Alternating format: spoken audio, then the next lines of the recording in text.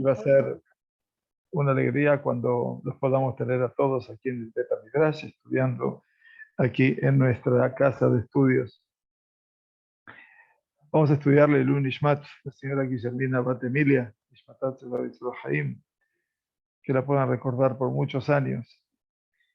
Perashat Hukat, que leemos en Israel este Shabbat.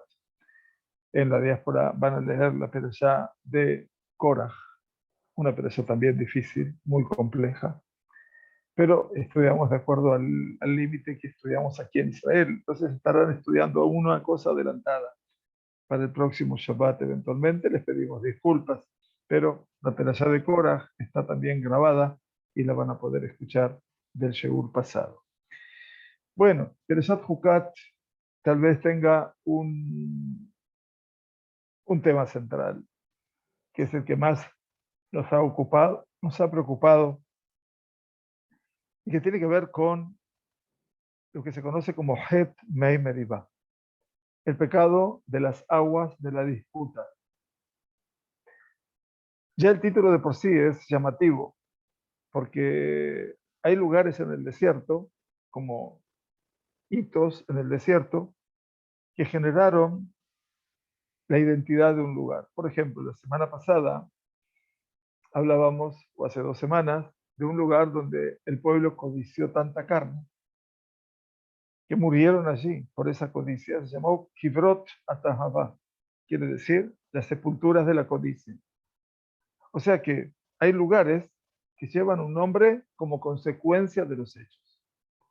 Y también aquí pasa que las aguas de la disputa, Mei Meribá, son aguas de la contienda, llamémoslo así, en el cual Am Israel contiende, pelea, discute con Moshe y Aarón a través de la ausencia de un elemento fundamental como es el agua. Pero esto estamos hablando ya en el camino de los 40 años después.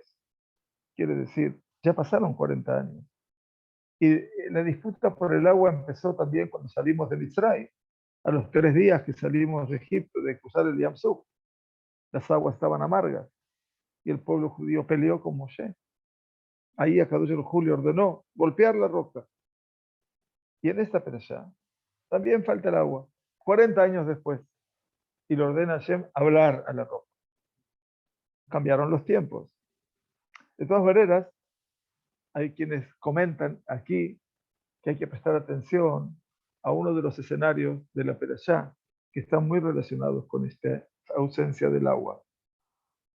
Y que es que el pueblo de Israel llega a Kadesh, en el extremo sur de lo que sería hoy la tierra de Israel, la tierra de Canaán entonces, y allí muere Miriam, la hermana de Moshe.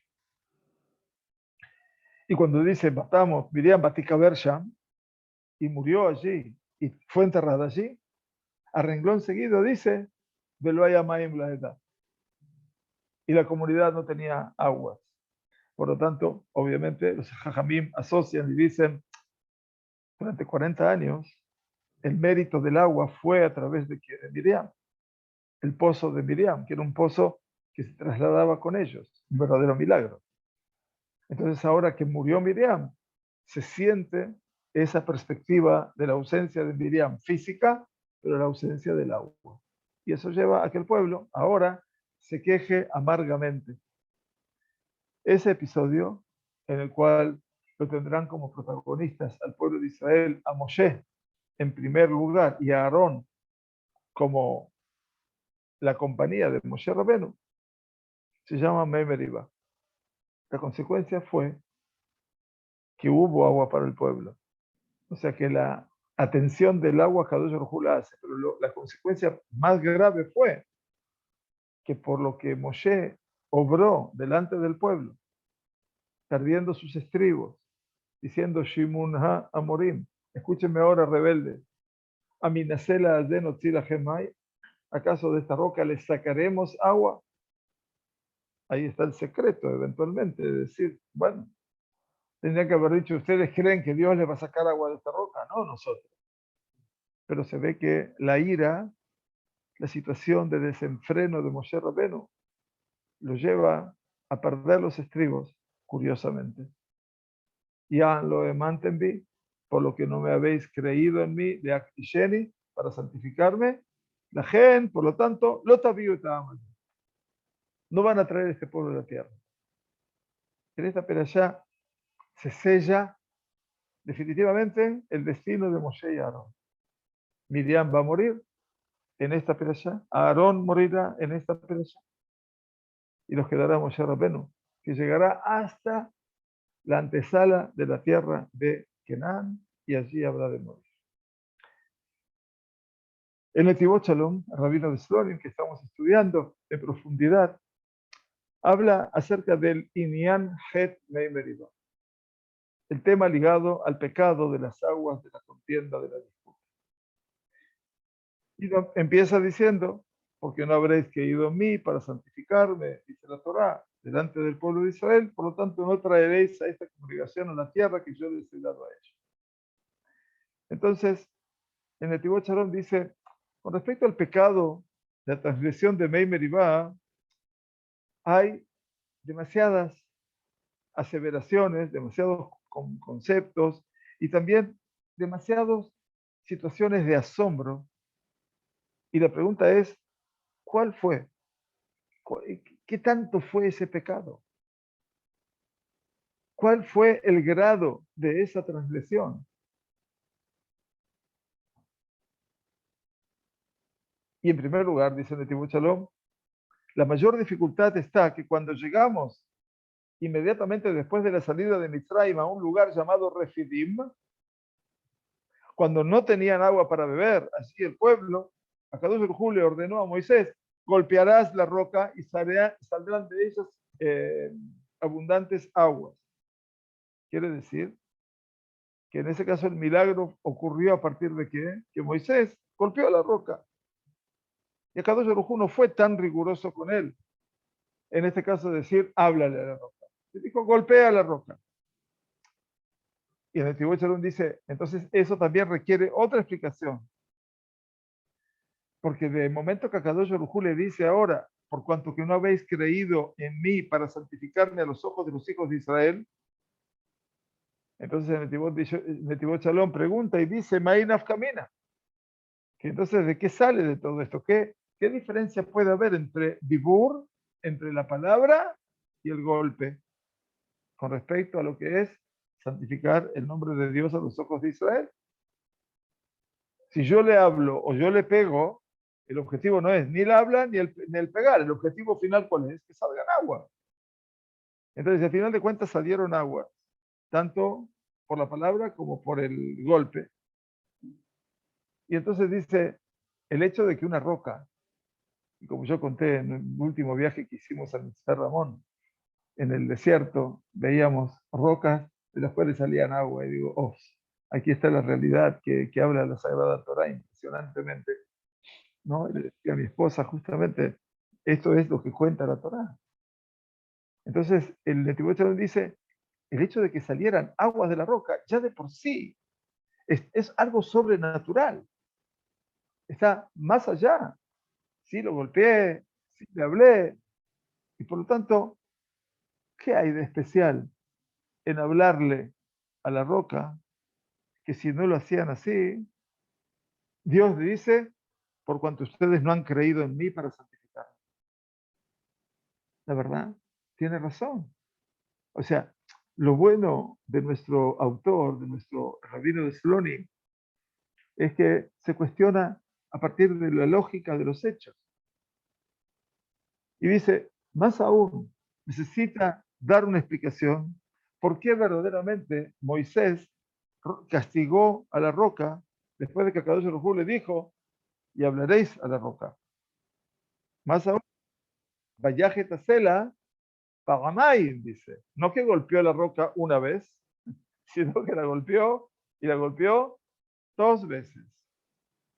Entonces, ¿cuál fue la intención de Moshe con todo eso? Preguntas que empiezan a elevarse, que empiezan a llevarnos a comprender qué pasa aquí adentro.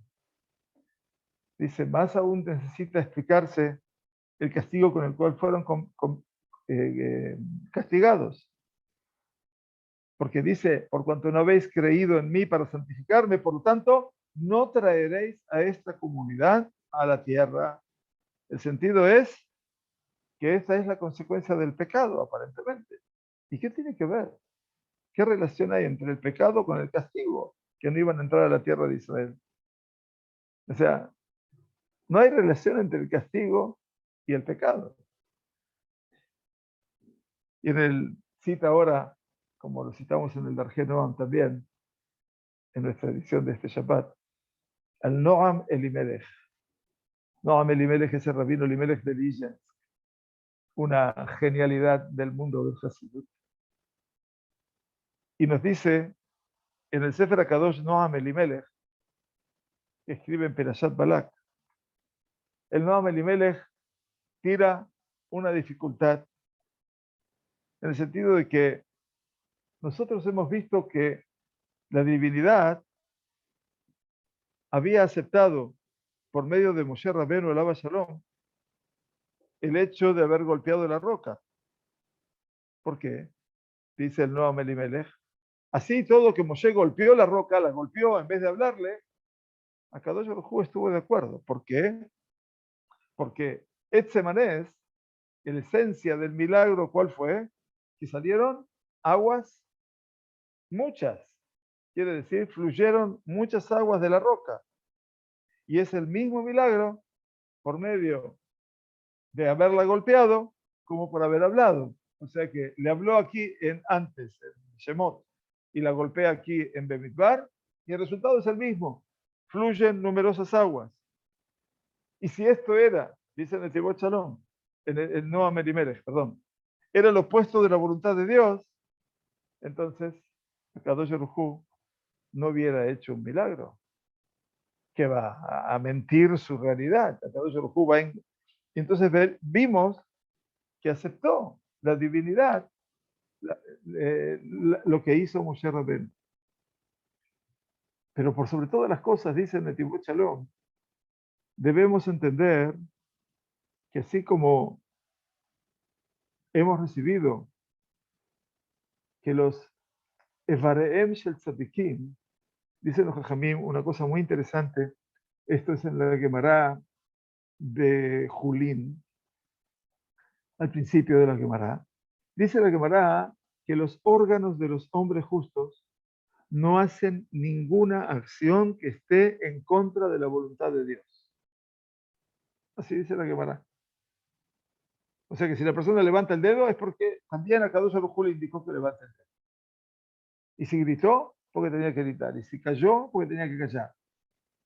Entonces dicen en la Gemara, Sadikim en la Kadosh Baruj Hu me viste calar y si hablamos de las personas justas, tenés que saber que Kadosh Baruj Hu no produce en ellos que ellos hagan una acción indebida. Porque sus órganos se dejan actuar por sí mismos para cumplir la voluntad de Dios. Y es que no soy yo el que mueve la mano o el que hizo lo que hizo, sino que es obviamente la voluntad del Kadosh Baruj Hu. Y se evitan de hacer cualquier acción que esté en contra de esa voluntad. Por lo tanto, explicaron entonces en Abraham Avinu, esa es la fuente, la primera fuente. Todos recordamos, lo decimos todos los días, la perashá de la Áqueda, en un momento del mayor situación de, como se dice, de suspenso, de emoción, que dice la Torá, Vaishlach Abraham et yadó, él envió su mano, Vaikajet Amahajelet, y tomó el cuchillo, Lishhotet Beno, para sacrificar a su hijo. Por lo tanto, ¿qué quiere decir esto? Aparentemente es un pesuk muy demasiado extenso, como que le quieren agregar suspenso. Y Abraham envió su mano y tomó el cuchillo para sacrificar a su hijo. Si quieres hablar de lo que hizo, ¿qué hizo Abraham? Sacrificó a su hijo. ¿Qué es? Arrojó su mano, tomó el cuchillo. ¿Para qué tanto trámite? Si el objetivo era uno solo. Entonces dice, Ela, Sheheyot Beratzon Hashem Arei Behemet Haya Shelo Yishhot et Yitzhak. La realidad es que verdaderamente la voluntad de Dios era de que no sacrificase a Isaac. Y los órganos de Abraham Avinu se evitaron de hacer algo en contra de la voluntad de Dios. Y por eso la mano de él se veía impedida de tomar el cuchillo. Tenía que obligar a su mano y enviarla a Islah Abraham contra su voluntad para tomar el cuchillo. Y por eso dice, envió a Abraham su mano. Quiere decir que la envió en contra de su voluntad. La mano no quería ir. Y él, sin embargo, forzó esa mano para poder ir. Y por lo tanto, ¿cómo es como Moshe Rabbeinu hizo algo en contra de la voluntad de Dios? ¿Cómo es que golpeó la roca? Si los tzadikim, eventualmente los órganos de los tzadikim, las manos en este caso, nada hacen en contra de la voluntad de Dios. Tantas preguntas. Y dice el Tibot Shalom, de Yeshomar debemos decir en la explicación del tema.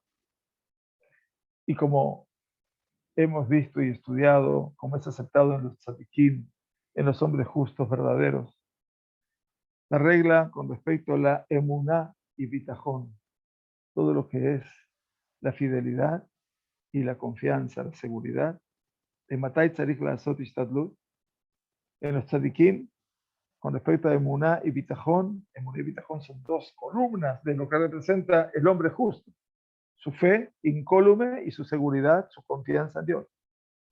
Dice, aprendimos de cuándo tiene que hacer algún istadlut, tiene que hacer un intento y cuándo no tiene que hacer ningún intento. Eso depende de acuerdo al valor de la emuná, de la fe y el bitajón y la seguridad que tiene ese tzadik. Muy interesante. Cuando el Yehudí dice, tiene en claro lo que es su emuná y su bitajón, lo que es su fe y su seguridad y confianza, que el Kadosh Baruj Hu con seguridad lo va a ayudar a él, a pesar de que ese tzadik no hizo nada de su parte, pero confía en que su Dios lo va a ayudar. Beubi Virginata Amur Bejizkiá. Y es lo que dice en el rey Hizkiá. El rey Hizkiá fue un rey de Israel muy trascendente, muy importante, que casi se lo consideraba el Mashiach. Casi se lo consideró el Mashiach. Pero dice, él enfermó. Y el profeta Isaías vino a decirle, Inea Tamet, vas a morir. Hizkiá se paró delante de la pared y oró a Dios con tanta cabaná. El Kadosh Baruj Hu le prolongó la vida durante 15 años. Dice Netibot Shalom, es lo que dice sobre Hizkiá, en donde en el Midrash de Eijá, empezamos a estudiar Megilat Eijá, ahora, en el Midrash de Eijá Rabati, Ani Yashen al Mitati de Ataose, dice el Midrash, yo duermo en mi cama y tú haces. A pesar de que yo esté dormido y no haga nada, a Kadosh Baruj Hu sí hace. Quiere decir que la persona está apoyada, está segura, sin ninguna duda, en que a Kadosh Baruj Hu lo va a ayudar. O Behemet, en verdad, no tiene que hacer nada. Y el Kadosh Baruj Hu con seguridad lo va a ayudar. Pero si su emuná no es tan clara, si su fe no es tan fuerte y se le dificulta con aferrarse a esa emuná, que la Yeshua, que la salvación habrá de venir también sin que tú hagas nada, entonces tiene que hacer algún intento de algo para poder llevar hacia sí la Yeshua, la salvación, porque de lo contrario no va a pasar nada. O sea, tú puedes estar súper confiado que Hashem, tú vas a estar durmiendo y Él lo va a hacer, pero hay otros que le falta todavía eso. No está mal, pero bueno, ¿qué va a hacer? No siempre la persona tiene esa situación, ¿no? Cuando vive una incertidumbre, que no sabe lo que va a pasar, etcétera. Y entonces hay dos opciones. Estoy seguro, yo no hago nada y sé que Akadosh Baruj Hu lo va a hacer. La otra es que tengo que hacer algún istadlut, que debo hacer algo de mi parte para poder cambiar parte de esa realidad. Y aún así, cuando la persona se convenza de que tiene que hacer algo para que Hashem actúe, todavía su corazón no está del todo preparado.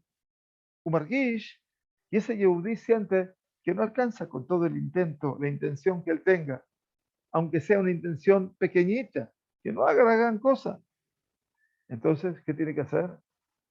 Leishtadel yoter. Tiene que hacer un intento más fuerte. O sea, tiene que esforzarse más. Pero como digo, como dice el Rab, Kasher yeshlo behirut beemunah bitajón. Si el Yehudí ese tiene tanta behirut, tiene tan claro lo que es la emuná y lo que es el bitajón, la confianza, la seguridad en Dios, sin ninguna duda, ajen y no tzadik bijal, con seguridad no necesita plantearse hacer nada, porque esa clarividencia, esa forma de creer con tanta claridad, su seguridad y su confianza en Dios, le van a dar de Shamaim todos sus derechos.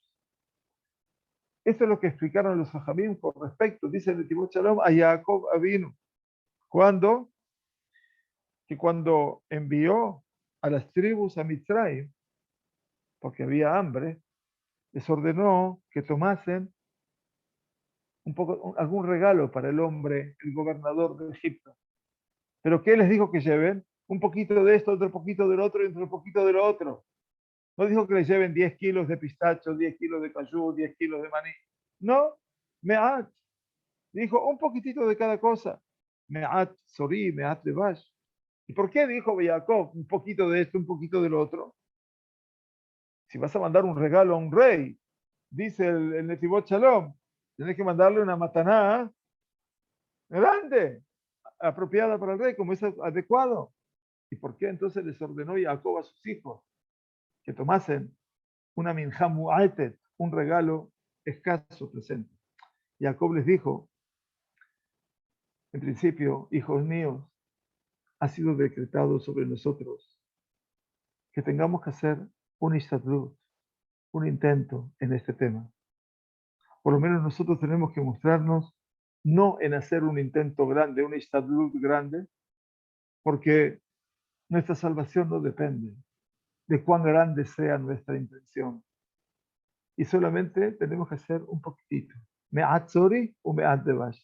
Un poquitito de bálsamo, un poquitito de miel. Con eso también alcanza. Brillante idea. Y entonces dice en el libro Bat Ain, en nombre del Zohar HaKadosh, Betach Hashem, dice el libro de Teilim, Va'aseh Tov, confía en Dios, hace el bien, Shechon Eretz, habita en la tierra, el pasuk termina, nos lo trae aquí, Urre'e Emunah, pastorea la fe. Es uno de los pesukim de Teilim más hermosos.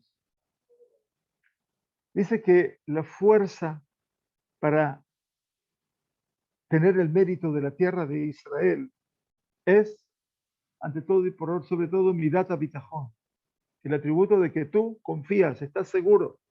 Y esto es betach ba'Hashem, ten confianza en tu Dios. Ba'aseh tov, y haz el bien. Y por medio de eso, shechon eretz. Y por medio de eso vas a poder vivir en esta tierra. O sea que vivir aquí en Israel no es una cuestión política, no es una cuestión económica, es una cuestión meramente espiritual. Por supuesto que aquí hay política y hay economía y hay todo el mundo espiritual y todo el mundo material. Por supuesto que sí. Pero ante todo dice, habitar aquí es betach Hashem, tener confianza en Dios, hacer todo, hacer el bien y por medio de eso vas a habitar en la tierra. Porque esa confianza te va a dar a ti la posibilidad de heredar esta tierra y habitar en ella. Y por eso es lo que dicen la Torá, Vishavtem betach be'artzachem. ¿Qué quiere decir que Akadosh Baruj Hu nos dice y habitaréis seguros en vuestra tierra? Porque vuestro vivir en la tierra es de acuerdo a vuestro nivel de confianza, de bitajón. Y cuanto más ustedes se fortalezcan en el atributo de la seguridad, la confianza, el bitajón, así podréis habitar con seguridad. Ushapem, y te vas a ir a dormir be'ein maharim, y no hay quien te cause terror, pánico y nada por el estilo. Miren la vuelta que está dando el Netivot Shalom. Una vuelta maravillosa. Parece la vuelta al mundo en 80 días. Leorze, de acuerdo a todo esto, dice que la herencia de la tierra es solamente por la fuerza del bitajón. Es que tenemos que explicar el tema del pecado de las aguas de la contienda, de Mei Medivá. Porque el hablarle a la roca que sacase aguas significa bitajón, seguridad total, sin istadlut.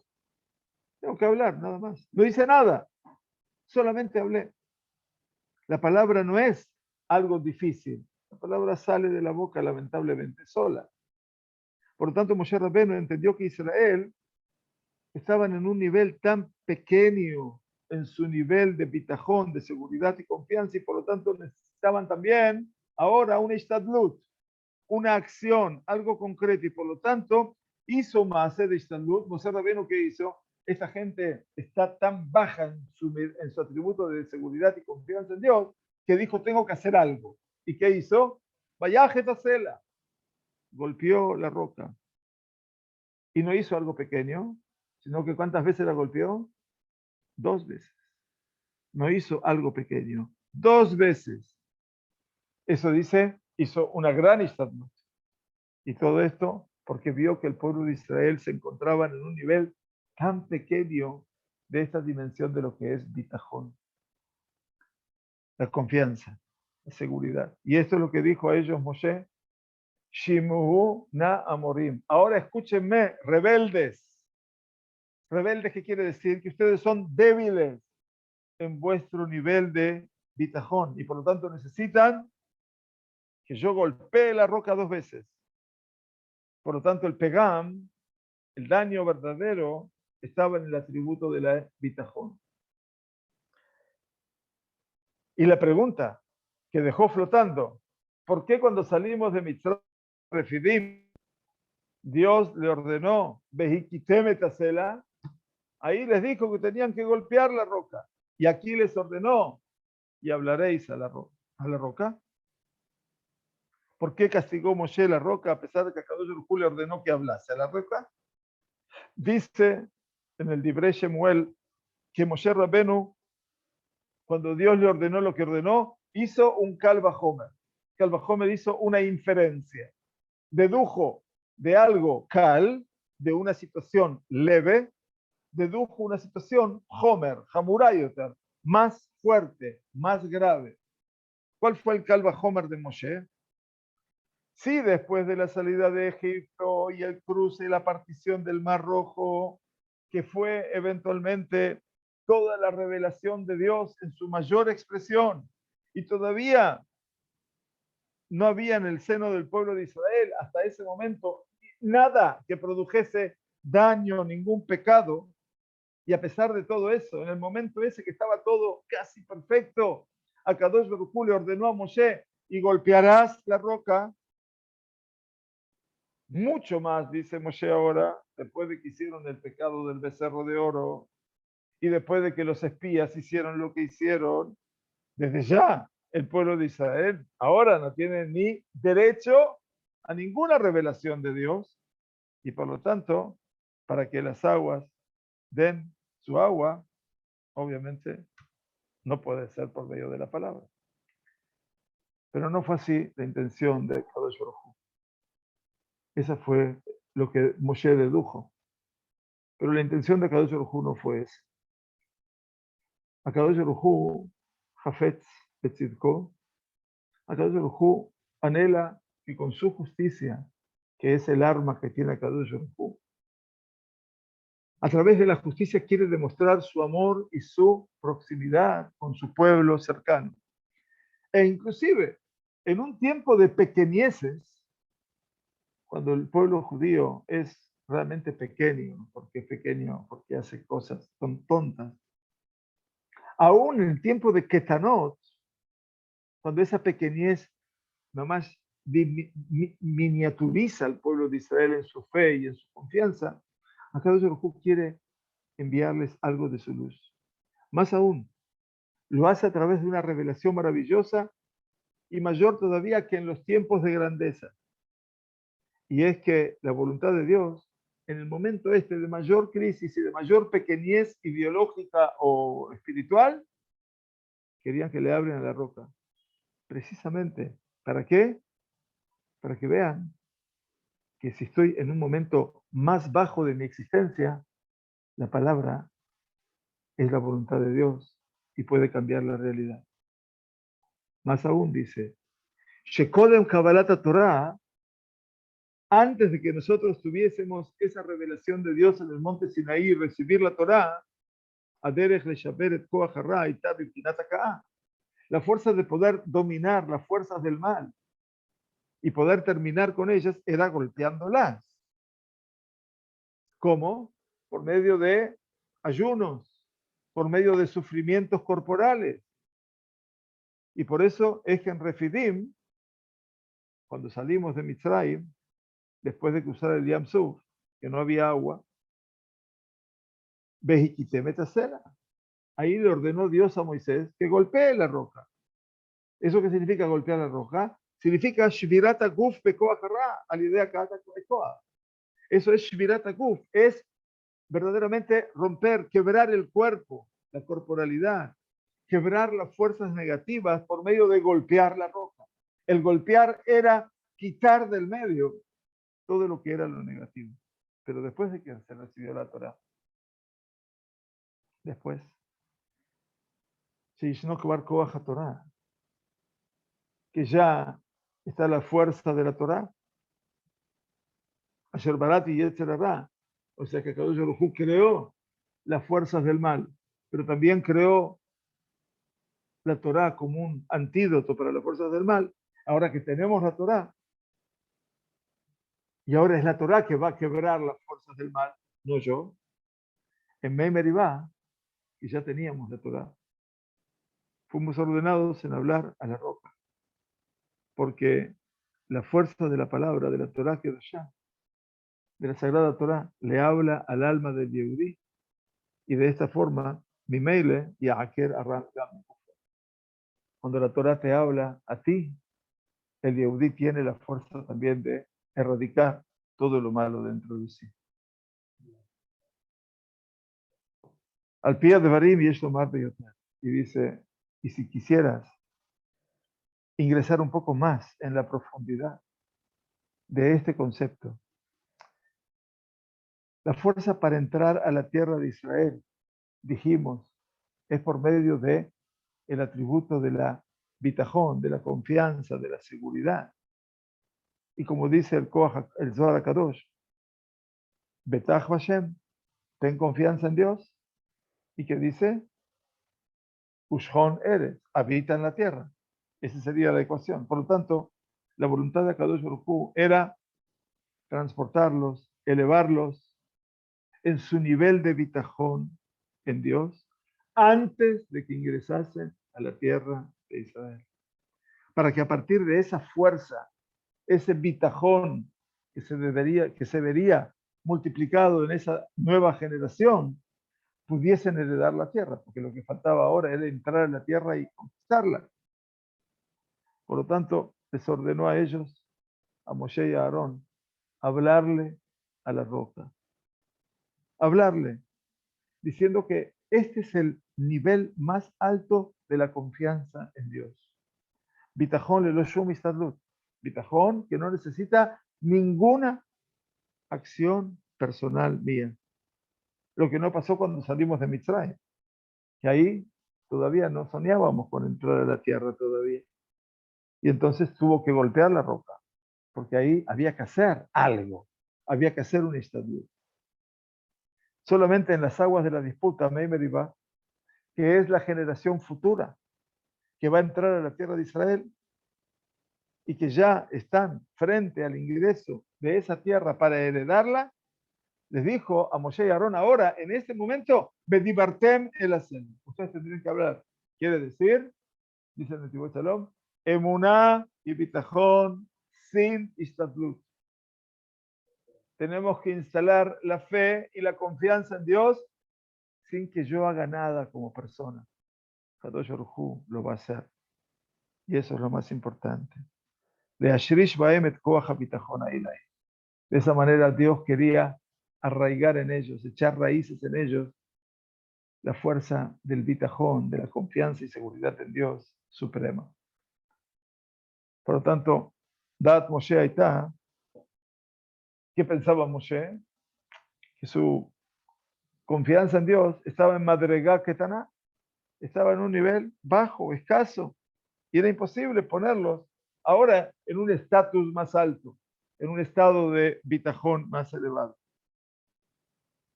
Y esto en verdad, dice el Tibot Shalom, se le considera a él como un pecado, no lo que hizo. Porque lo que hizo es poco. Lo que se le considera como pecado es que él consideró que ellos estaban en un nivel más bajo de bitajón. Porque, dice el Tibot Shalom, en la penimiut, en el interior del nefesh, del alma de Israel, en el interior de cada uno de nosotros, está guardado como un tesoro el bitajón agamur ba'ashem, la confianza absoluta en Dios. A veces está muy, muy oculta. No lo expresamos, no lo decimos, pero está. Betzarich rak legalotó, y hay que revelarlo nada más. Esa es la perspectiva, dice Netibot Shalom. Le dice el Marán a Saba Kadosh de Lajovich, él cita a muchos geniales autores del Hasidut, que cuando un Yehudí ve que su emuná está un poquitito metushteshet, está como nublada, no la ve bien, no la ve con tanta claridad, tanto su emuná como su confianza en Dios. Entonces, ¿qué tiene que hacer ese Yehudí? Dice el rabino de Lajovich, Tzadich amin sheum amin. Tiene que creer que él cree. La mejor cura es la autovaloración.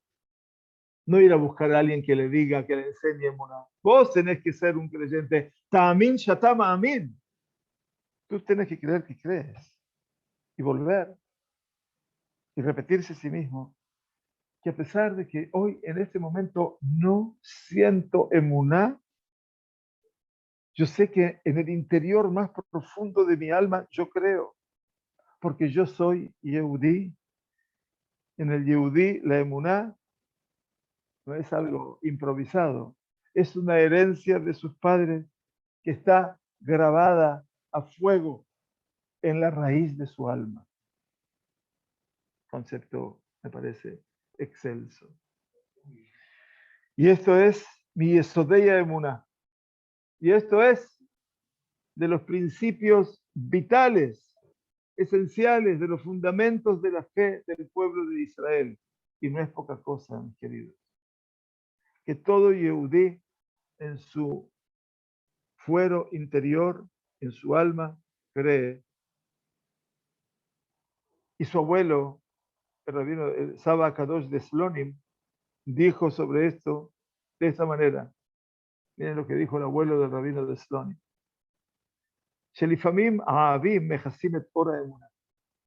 A veces se da que las nubes cubren la luz de la fe.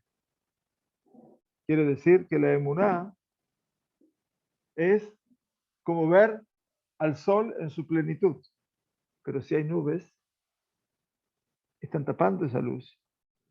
Que también en un día nublado, el sol sigue estando. Que yo no lo veo es otra cosa.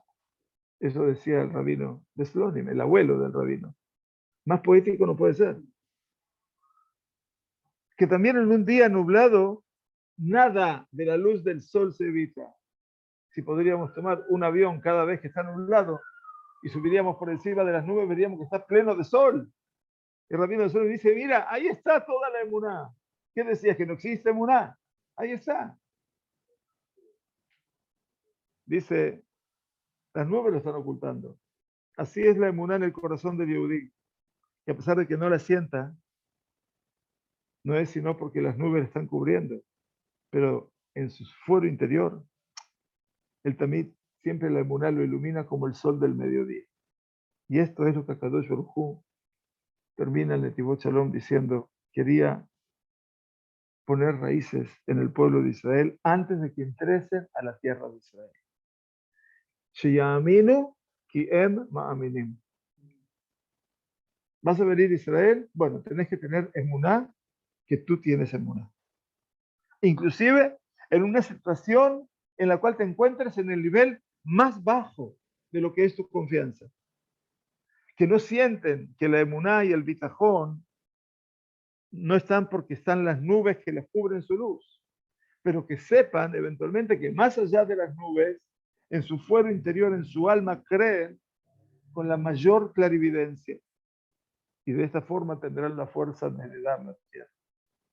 Y por eso te dijo a Moshe ahora y a Aarón, Bedibartem el acela, hablaréis con la roca, a la roca, para enseñarles que en el interior del alma de Israel estaba atesorada esa fuerza de bitajón elevadísimo, un bitajón, una confianza y seguridad sin ningún tipo de intención por parte del hombre, shtadlut, de que yo tenga que hacer algo, aun cuando las nubes lo cubren. Y eso es lo que le dijo finalmente a Moshe y Aarón. ¿Qué les dijo? Por cuanto no habéis creído en mí para santificarme a los ojos de Israel. ¿Qué significa que no creyeron? Moshe y Aarón eran creyentes, hijos de creyentes. Bueno, entonces dice el Netivot Shalom, lo ishrashtem bibnei Israel, porque ustedes no lograron arraigar en el pueblo de Israel la emuná, que ellos crean que son creyentes, y por eso provocasteis que le falten a ellos la fuerza del bitajón necesario para heredar la tierra de Israel. Y como el daño verdadero es de Moshe, que sostuvo que Israel no estaba en un nivel tan grande de bitajón, y entonces ese nivel de bitajón de Israel era tan bajo que no alcanza para heredar la tierra, entonces fue castigado, que no habría de ingresar a ese pueblo a la tierra de Israel. ¿Por qué? Porque la tarea de ellos era ponerlos en ese lugar tan elevado para heredar la tierra de Israel. Y entonces, por supuesto, termino 2 minutos más.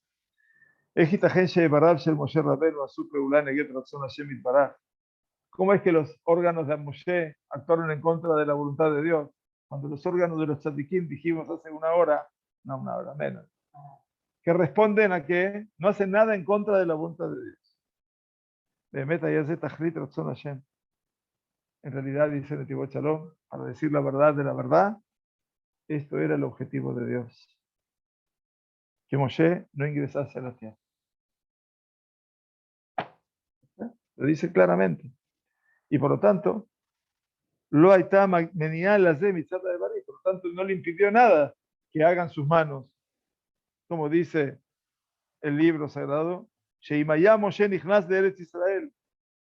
Porque dicen los libros sagrados que si Moshe Rabenu hubiese entrado a la tierra de Israel, uponé et Bet HaMikdash, y construía el Bet HaMikdash, no podría ese Bet HaMikdash destruirse. Y como era revelado ante Dios que Israel en el futuro habrían de pecar, y él, bendito sea, en el futuro habrá de arrojar su ira, su enojo sobre los árboles y sobre las piedras, en lugar de arrojar su enojo sobre el pueblo de Israel, su pueblo amado. Este fue el objetivo de la voluntad de Dios, que Moshe Rabenu no ingresase a la tierra de Israel, y por eso las manos de Moshe cumplieron la voluntad de Dios. Y de esta manera, Titzmach Tova Abul Klal Israel, surgiría un bien para el Am Israel, que Akadosh Baruj Hu ¿cómo se dice? No extinguió al pueblo judío, pero sí quemó la piedra y quemó la madera. Una clase realmente elevada por parte del Netivot Shalom, ¿no? De nosotros, por supuesto, que somos los reproductores del pensamiento y tratamos de llevar más allá. Y esto es una forma de poder comprender la trascendencia de este tiempo. Shabbat Shalom, Mubarak Chodesh Tov. Gracias por acompañarnos. Que tengan todos un hermoso Shabbat. Una pregunta que hay aquí. Una inquietud. ¿Cuál fue el pecado del libro? ¿Un pecado?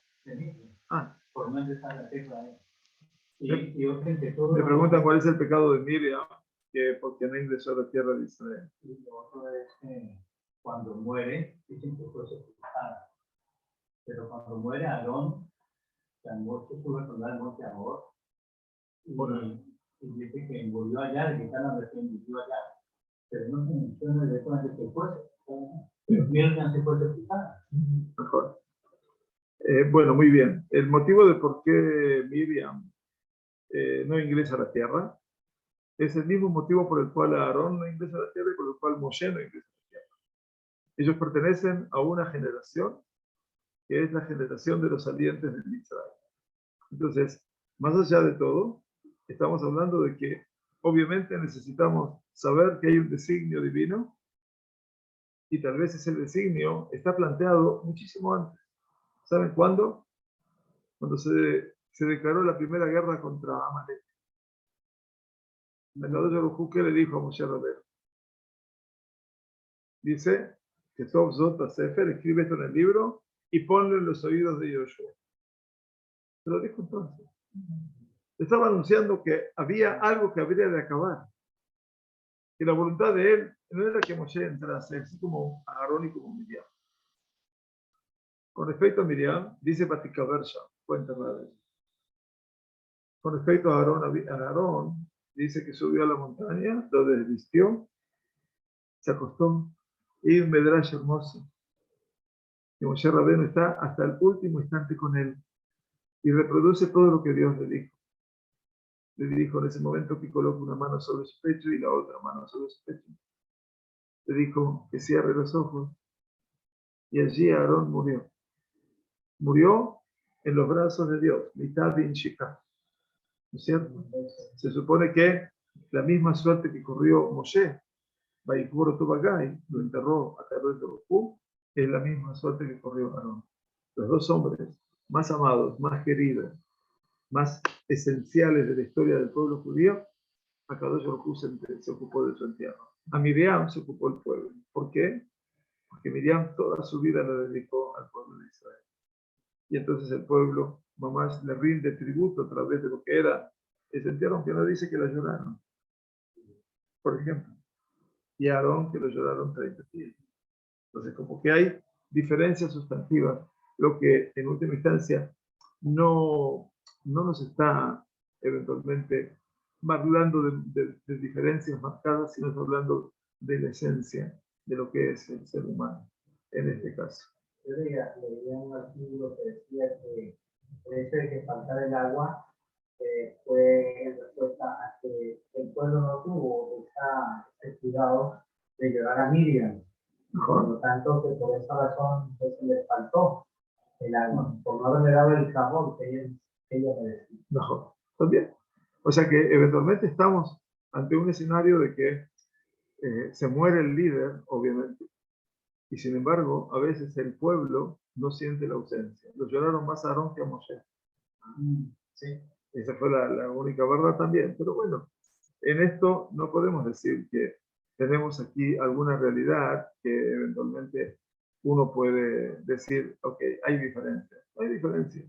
En el Shamaim todas las diferencias se cierran. Me llama la atención, el año pasado usted comentaba la aparición sobre el Sevilla acá. Sí. Y entonces, usted hablaba el año pasado con el tiempo que decía de la importancia de que Moshe le hablara a la roca, porque quería que el pueblo aprendiese a ver que si la roca lo obedecía, ellos tenían que ser personas, tenían que ser mejor. Pero no sorprende lo que dice el Salón, que dice que este Moshe no creyó que ellos tenían la capacidad de elevarse, ¿no? O sea, Moshe Rabbeinu desestimó que el pueblo de Israel estaba en condiciones elevadas de bitajón y por eso casi que los agredió a ese nivel. Y ese es el pecado por el cual, dice el Yevot Shalom, como idea novedosa, no entró a la tierra. Más allá de que la verdadera historia de no entrar a la tierra pasaba fundamentalmente porque era una decisión de Dios. Y ya les demostré cómo en la época de Amalek, a la salida de Israel, No era él quien iba a entrar a la tierra y por eso le dijo, pon en los oídos de Yeshua. Bueno, Shabbat Shalom a todos, bienvenidos. Hasta la próxima semana de